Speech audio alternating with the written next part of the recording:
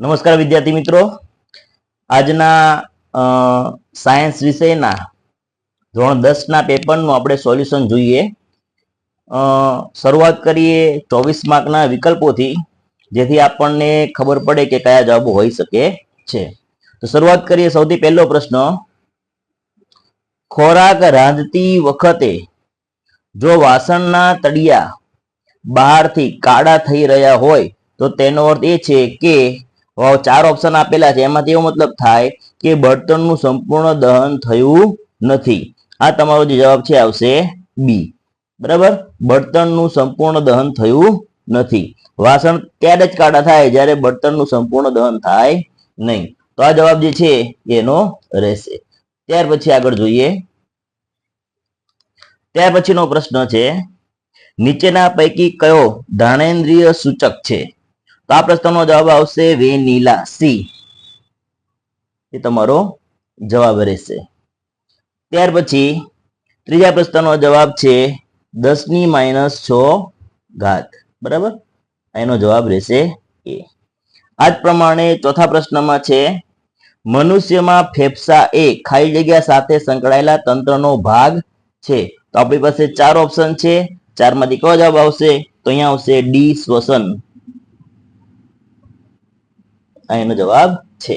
ત્યાર પછી આ પાંચમો પ્રશ્ન જોઈએ. પાંચમા પ્રશ્નની વાત કરીએ તો, મોટી ઉંમરની વ્યક્તિની આંખનો સ્ફટિકમય લેન્સ દૂધિયો અને વાદળ છાયો બની જાય છે. આ પ્રકારની પરિસ્થિતિને ખાલી જગ્યા કહે છે. તો આનો એક જ જવાબ આવે, મોતિયો. દેખાતું બંધ થઈ જાય એટલે આપણે મોતિયો કહીએ. બરાબર, તો સરળ ભાષામાં આને મોતિયો જવાબ આવશે. ત્યાર પછી છઠ્ઠો પ્રશ્ન જોઈએ.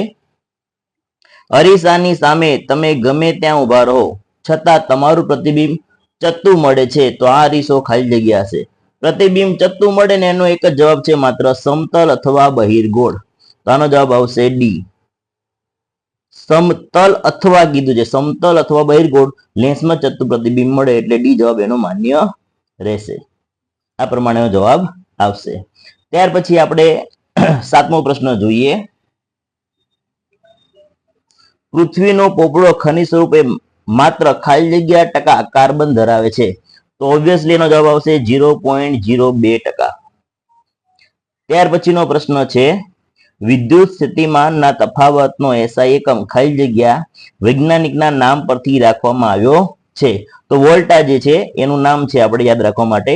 તો પૂરું નામ છે એલેસાન્ડ્રો વોલ્ટા. એ નામમાં થોડીક ભૂલ છે, પાઠ્યપુસ્તક પ્રમાણે એલેજાન્ડ્રો આવશે નામ, તો એ બરાબર જોઈ લેજો. પણ આ લખ્યું હોય એટલે સાચું આપવું પડે. મેન નામે આપણે યાદ રાખશું વોલ્ટા. બરાબર, તો અહીંયા 8 પ્રશ્નો પૂરા થયા. હજી સુધી તમે અમારી ચેનલ સબસ્ક્રાઇબ ન કરી હોય તો કરી દેજો અને તમારા મિત્રોને ગ્રુપમાં શેર કરી દેજો. આજના પેપરનું પરફેક્ટ સોલ્યુશન તમને આ વિડીયોની અંદર મળી જશે. ત્યાર પછી આપણે 9મો પ્રશ્ન જોઈએ.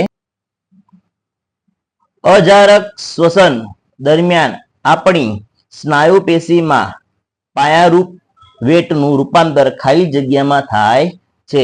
તો અહીં સાચો જવાબ આવશે લેક્ટિક એસિડ. આનો જવાબ આવશે લેક્ટિક એસિડ. ત્યાર પછી 10મો પ્રશ્ન, ખાલી જગ્યા પ્રાણી પોતાનું લિંગ બદલી શકે છે.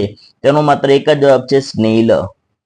ગરોળીને દેડકો બદલી શકતા નથી, સ્નેલ જે છે એ બદલી શકે છે. સ્નેલ એક પ્રાણીનું નામ છે જે બદલી શકે છે. તમારે જોવું હોય તો ગૂગલની અંદર સર્ચ કરીને સ્નેલ લખશો એટલે ઓટોમેટિક એનું ચિત્ર આવી જશે. ત્યાર પછી લેન્સનું સૂત્ર ખાલી જગ્યા છે. તો પહેલો જવાબ આવશે અહીંયા A/V - A/U = 1/f. એનું સૂત્ર છે લેન્સનું. ત્યાર પછી સિનના બારનું રાસાયણિક સૂત્ર ખાલી જગ્યા છે. તો પહેલું જ છે, તમે જોઈ શકો છો, HGS. એનો જવાબ રહેશે. ત્યાર પછી હવે આપણે ખરા ખોટા જોવાના છે. ખરા ખોટાની અંદર કેવી રીતે જવાબ નક્કી કરવું જોઈએ? તો કે સોલ્ડર એ શીશુ અને ટીનની મિશ્ર ધાતુ છે. આ જવાબ સાચો છે.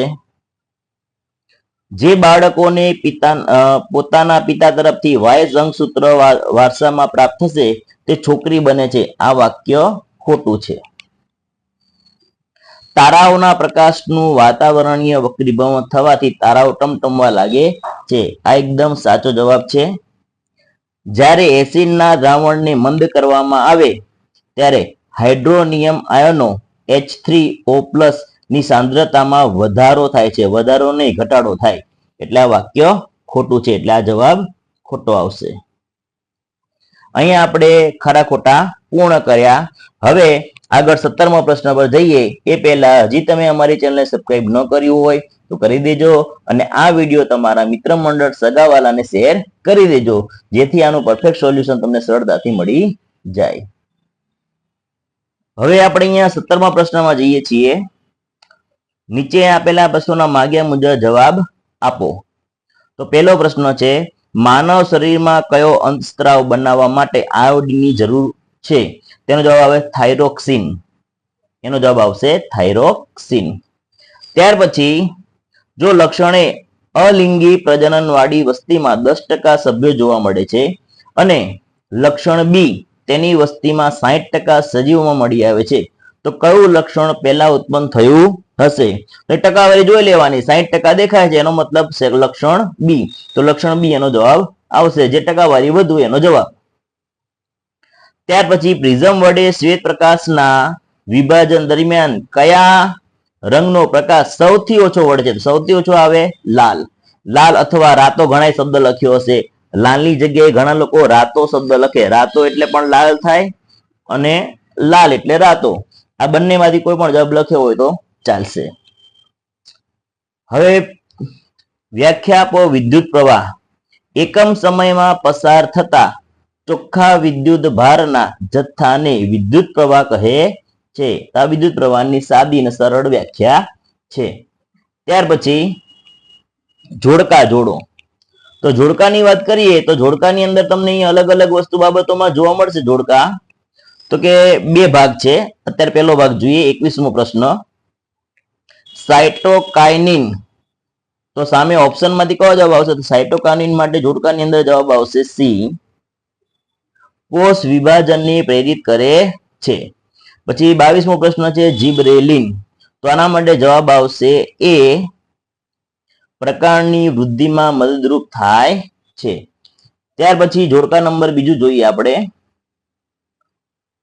જે સજીવો પોતાનો ખોરાક જાતે બનાવે, એને જાતે બનાવે એટલે સમજી ગયું ઉત્પાદક બની ગયો કહેવાય. એટલે અહીંયા બી જવાબ આવશે. જે સજીવો વનસ્પતિઓનો ખોરાક તરીકે ઉપયોગ કરે, ખોરાક તરીકે ઉપયોગ કરે એટલે કે જાતે ખાતા હોય, તેના માટે જવાબ આવશે તૃણાહારી. બરાબર. તો આ થઈ ગયું. જો 24 સેક્શન એ તમારો પૂર્ણ થાય છે. તો સેક્શન એ ના તમામ જવાબ તમારે આ રીતે હોય તો તમારા જવાબ સાચા ગણાશે. તો જેટલા વિદ્યાર્થી મિત્રો આ વિડીયો જોવે છે એને સમજાઈ ગયું હશે કે સોલ્યુશન કઈ રીતે છે. હવે 24 માંથી તમારે કેટલા આવે છે એ માર્ક્સ તમારે કોમેન્ટમાં લખવાના છે. બરાબર.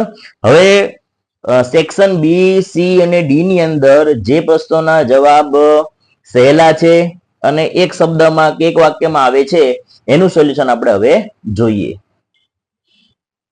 સેક્શન બી ની અંદર પ્રશ્ન નંબર 28 છે, પણ એ ફક્ત દ્રષ્ટિહીન વિદ્યાર્થીઓ માટે છે. તો પણ એનું સોલ્યુશન આપણે અંદર આપી દઈએ છીએ એક શબ્દમાં છે એટલે. બરાબર. સામાન્ય વિદ્યાર્થી માટે આ પ્રશ્નોના જવાબ નતા એટલે એને લખવાની જરૂર નથી. પણ જે દ્રષ્ટિહીન વિદ્યાર્થી છે એને એનું સોલ્યુશન મળી જાય એટલા માટે આપણે સોલ્વ કરાવીએ છીએ. તે કયા પ્રકારનું પ્રજનન દર્શાવે છે? તો કલિકા સર્જન. તે સજીવનું નામ લખો હાઇડ્રા. તો આ એનો જવાબ છે. ત્યાર પછી આપણે 31મો પ્રશ્ન જોઈએ. કોઈ વિદ્યુત બલ્બના ફિલામેન્ટમાંથી 0.5 વિદ્યુત પ્રવાહ 20 મિનિટ સુધી વહે છે, તો પરિપથમાં વહન પામતો વિદ્યુત ભાર ગણો. તો 600 સી આવશે આનો જવાબ. ત્યાર પછી 32મા પ્રશ્નની અંદર જોઈએ તો અહીંયા દ્રવ્ય આવે છે અને અહીંયા વૃત્તાક આપેલી છે. ઉપરના કોષ્ટકમાં આપેલી માહિતીનો ઉપયોગ કરી નીચેના પ્રશ્નોના જવાબ આપો. લોખંડ અને પારો માંથી કયું વધારે સારું વાહક છે? તો સ્વાભાવિક છે કે લોખંડ એનો જવાબ આવશે. કયું દ્રવ્ય શ્રેષ્ઠ વાહક છે? તો કે ચાંદી. શ્રેષ્ઠ વાહકમાં ચાંદી જવાબ આવશે. ત્યાર પછી આપણે આગળ જોઈએ. 35મો પ્રશ્ન જોઈએ. કે નીચે આપેલા નિવસન તંત્રનું કુદરતી નિવસન તંત્ર અને કૃત્રિમ નિવસન તંત્રમાં વર્ગીકરણ કરો. એટલે કે બે ભાગ પાડવાના છે. 2 માર્ક્સ છે. સૌથી સહેલું કામ આવડી જાય એટલું સહેલું. તો કે અહીંયા કુદરતી કે એટલે અહીંયા 4 નામ આપેલા છે: જંગલ, બગીચો, માછલીઘર અને સમુદ્ર.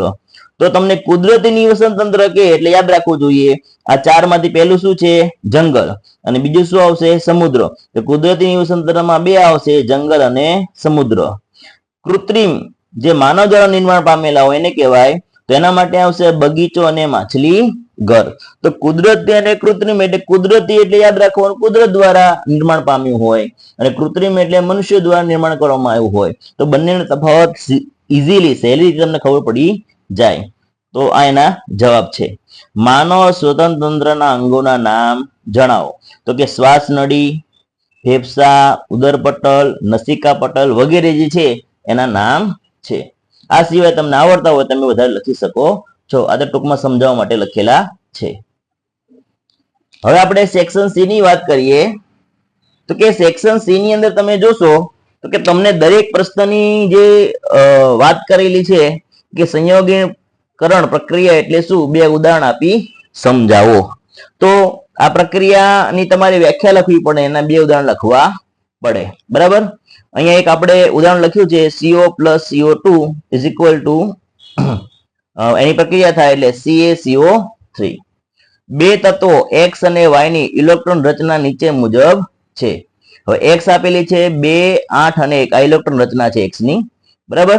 તો આ પ્રકારની 2, 8, 1 હોય એટલે કહેવાય Na, જેને આપણે સોડિયમ તરીકે ઓળખીએ છીએ. અને Y આપેલી છે 2, 8 અને 7 ઇલેક્ટ્રોન રચના, એને કહેવાય Cl, એટલે આપણે જેને કહીએ છીએ ક્લોરીન. ત્યાર પછી A, ધાતુ તત્વોને ઓળખી તેનું નામ લખો. તેનું નામ છે Na, એટલે આપણે સોડિયમ, એક ધાતુ કહેવાય. અધાતુ તત્વોને ઓળખી તેનું નામ લખો. Cl એટલે કે ક્લોરીન, અધાતુ તત્વ છે. તો જવાબ ડાયરેક્ટ આપણને મળી જાય એમ છે. ત્યાર પછી સી ઓપ્શન છે X અને Y દ્વારા કયું આયનીય સંયોજન બને છે. તો X અને Y એટલે આપણે વાત કરી કે Na અને Cl એટલે કે સોડિયમ અને ક્લોરીન દ્વારા કયું સંયોજન બને છે. તો કે Na + Cl2, તેની પ્રક્રિયા થઈ 2NaCl બને છે. તો એનો જવાબ હોય છે. આ જ પ્રમાણે અહીંયા 40મા પ્રશ્નમાં જઈએ. કઈ કસનળીમાં લોખંડની ખીલીનો રંગ બદલાશે? સૌથી પહેલા A, B અને C આપેલું છે.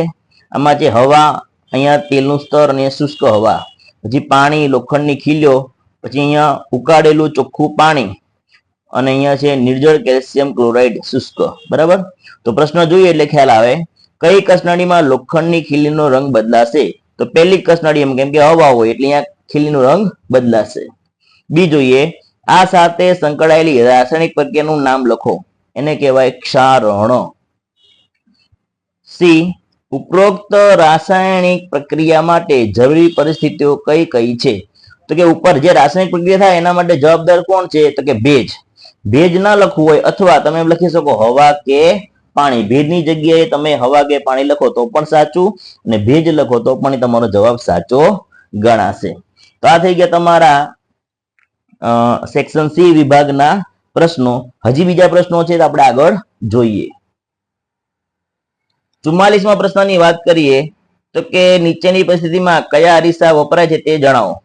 કારની હેડલાઇટ, આપણી જે કાર હોય એની હેડલાઇટમાં કયો વપરાય? તો કે અંતર્ગોળ અરીસો વપરાય. વાહનની પાછળનું દ્રશ્ય જોવા માટેનો અરીસો, એ બાઇકમાં હોય અને કારમાં પણ હોય. તો કે વાહનની પાછળનું દ્રશ્ય એટલે કે પાછળ કોઈ આવતું હોય જોવા માટે કયો અરીસો વપરાય? તો કે બહિર્ગોળ અરીસો વપરાય. સોલાર ભઠ્ઠી, તો અહીંયા જવાબ આવશે અંતર્ગોળ અરીસો. તો એના જવાબો છે. 46મો પ્રશ્ન જોઈએ તો કે એક વિદ્યુત હીટર પ્રાપ્તિ સ્થાનમાંથી 4A વિદ્યુત પ્રવાહ ખેંચે છે, જ્યારે તેના 2 છેડા વચ્ચેનો વિદ્યુત સ્થિતિમાનનો તફાવત 60 વોલ્ટ છે. અહીંયા 4 એમ્પિયર છે, અહીંયા 60 વોલ્ટ છે. જો વિદ્યુત સ્થિતિમાનનો તફાવત 120 વોલ્ટ સુધી વધારવામાં આવે તો હીટર કેટલો પ્રવાહ ખેંચશે? આની રીત કરીને તમે ગણતરી કરો એટલે જવાબ આવશે 8 એમ્પિયર. 8A એટલે 8 એમ્પિયર, એ એટલે એમ્પિયર, આ એકમ છે. તો એનો એટલો જવાબ આવશે. ત્યાર પછી સેક્શન ડી ની અંદર આપણે જોઈએ 47મો પ્રશ્ન 5 દ્રાવણો A B C D E દ્રાવણોના નામ આપી દીધા છે A થી E સુધી ને સાર્વત્રિક સૂચક દ્વારા તપાસતા અનુક્રમે કે એટલે પહેલો એ હોય તો અહીંયા પહેલો A આપો, બીજો ક્રમે હોય તો એને B આપો, આ રીતે છેલ્લે 9 છે તો એને E આપણે નામ આપી દીધા. હવે pH દર્શાવે છે તો કયું દ્રાવણ, તો અહીંયા પ્રશ્ન પ્રમાણે જવાબ આપવાનો છે. તટસ્થ હશે કયું આવશે D7 બરાબર. પ્રબળ બેઝિક હશે, પ્રબળ બેઝિક કયું હશે તો કે અહીંયા જવાબ આવશે C11C. પ્રબળ એસિડિક હશે કયું હશે તો B અહીંયા કીધું આપણે 1. હવે આ પ્રશ્ન એવો છે કે એને ચડતા ક્રમમાં ગોઠવવાના છે આમાંથી જોઈને બરાબર. તો કે pH ના મૂલ્યને આધારે હાઇડ્રોજન આયનની સાંદ્રતાના ચડતા ક્રમમાં દર્શાવો. હવે ચડતા ક્રમમાં દર્શાવવું હોય તો આપણે આ રીતે દર્શાવી શકીએ 10 - 11, 10 - 9, 10 - 7, 10 - 4 અને 10 - 1 ઘાત. આ પ્રમાણે આપણે એને ચડતા ક્રમમાં દર્શાવી શકીએ છીએ. ચડતો ક્રમ એટલે યાદ રાખવાનું માઇનસ સંખ્યાથી લઈ -11 થી લઈ જેટલા બી ક્રમ આપ્યા છે માઇનસમાં લખીને 10 ની ઉપર ઘાત લખીને તમે -1 સુધી લખો એટલે ચડતો ક્રમ બની ગયો. તો આ થઈ ગયા 47મા પ્રશ્નનું સોલ્યુશન. આગળ જોઈએ. હવે બીજા બધા પ્રશ્નોમાં તો મોટા જવાબો લખવાના છે. 54મો પ્રશ્ન છે ને જરાક ધ્યાનથી જોઈ લઈએ કેમ કે એનો જવાબ શોર્ટમાં છે. પૂરું નામ લખો CFC. CFC નું પૂરું નામ છે ક્લોરોફ્લોરોકાર્બન. ક્લોરોફ્લોરોકાર્બન. પહેલું C એટલે ક્લોરો, F એટલે ફ્લોરો અને C એટલે કાર્બન. અને અંગ્રેજીમાં પણ લખી શકો છો અને ગુજરાતીમાં પણ આ રીતે લખી શકો છો. ત્યાર પછી UNEP આનું પૂરું નામ છે તો એનું પૂરું નામ આપણે અહીં લખેલ છે તમે જોઈ શકો છો. United Nations Environment Programme. U એટલે યુનાઇટેડ, N એટલે નેશન્સ, E એટલે એન્વાયરમેન્ટ અને P એટલે પ્રોગ્રામ. તો આ જે છે એનું પૂરું નામ છે. તો મને આશા છે કે તમને દરેક તમારા સવાલોના જવાબ સરળતાથી મળી ગયા હશે અને આપણે જે પ્રશ્નપત્ર સોલ્વ કર્યું છે એમાં તમને સંતોષ થયો હશે. જો તમને અમારી ચેનલની સમજૂતી સરળ લાગતી હોય, સમજાવવાની રીત સરળ લાગતી હોય તો અમારી ચેનલને આજે સબસ્ક્રાઇબ કરી લેજો. આવનારા સમયની અંદર દરેક ધોરણને અનુરૂપ વિષય વાઇઝ વિડીયો મૂકવામાં આવશે જેની સરળ અને સરળ ભાષામાં સમજૂતી મૂકવેલી હશે. તો મેં આશા છીએ કે તમે અમારી ચેનલને હમણાં જ સબસ્ક્રાઇબ કરી લેશો. ધન્યવાદ. Thank you. આભાર.